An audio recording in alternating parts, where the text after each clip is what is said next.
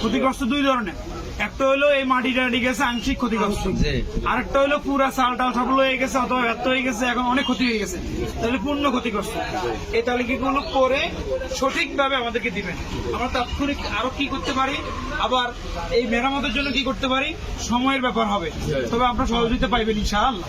ঠিক আছে, আমাদের এখানে দায়িত্বশীল মুরব্বীর মধ্যে মকবুল সাহেব বই, হাজি সাহেব আছে, আর আমাদের শহীদ কাকা আছে। আপনারা হলে তত্ত্বাবধান করবেন, প্রকৃত নামটা যেন আসে।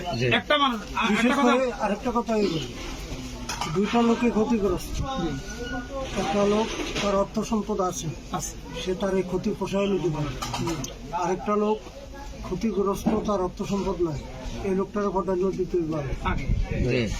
আলহামদুলিল্লাহ। তো এই ক্ষেত্রে আপনারা লিস্টটা যেন ভালোভাবে, বিশেষ করে শরীফ আছে, আমাদের ত্রিপুর মোল্লা ভাই আছে, দিদার আছে, যুবক যারা আছে, একবারে জায়গায় যাইয়া ক্ষতিগ্রস্ত মূলটা দেখে একটা ছবি নেবেন। কি কি জিনিস, ছবিটা, আইডি কার্ডটা আর এই তথ্যটা মিলে ওই আইডি কার্ডের লগে এই ছবিটা অ্যাড করে দিবেন, তাহলে আমরা বুঝবো যে এরা এসে রঙিন ছবি। তাহলে এদেরকে কি করা যায়, এটা আমরা ইনশাআল্লাহ উপজেলা থেকে বরাদ্দ যতটুকু সম্ভব আপনাদের পাশে দাঁড়ান। আমরা 10টা টাকা পাই, এই 10 জন ভাই কিন্তু ভাগ করে নিতে পারবো ইনশাআল্লাহ। ঠিক আছে ইনশাআল্লাহ, এখানে আমাদের খাওয়া দাওয়া ধান্দা এটা কোনো কিছুই নেই, আপনাদের অর্থ আপনাদের কাছে আমরা পৌঁছে দেবো ইনশাআল্লাহ। ঠিক আছে, আল্লাহ কবুল করুক।